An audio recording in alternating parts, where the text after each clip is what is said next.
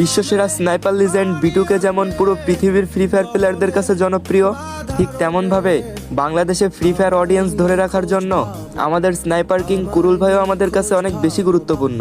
Free ফায়ারের সব থেকে বেশি সাবস্ক্রাইবার ওলা ইউটিউবার আজ্জু ভাইকে যেমন সবাই ভালোবাসে, তার মতো এত বেশি সাবস্ক্রাইবার না থাকার পরেও গেমিং উইথ তালহা ভাইয়ের ফানি ভিডিওগুলো দেখে বাংলাদেশের মানুষ মন ভরে হাসে এবং তাকে অনেক ভালোবাসে।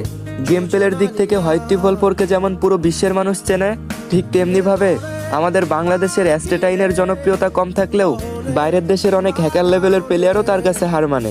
কালেকশন ভার্সেস করার জন্য নেপালের লাকা গেমার যেমন সবার কাছে সেরা, ঠিক তার উল্টোভাবে আমাদের বাংলাদেশের বটলা নাহিদ ভাইয়ের কাছে কালেকশন না থাকার পরেও তার বটলা ফানি ভিডিওগুলো আমাদের কাছে লাগে অনেক ভালো।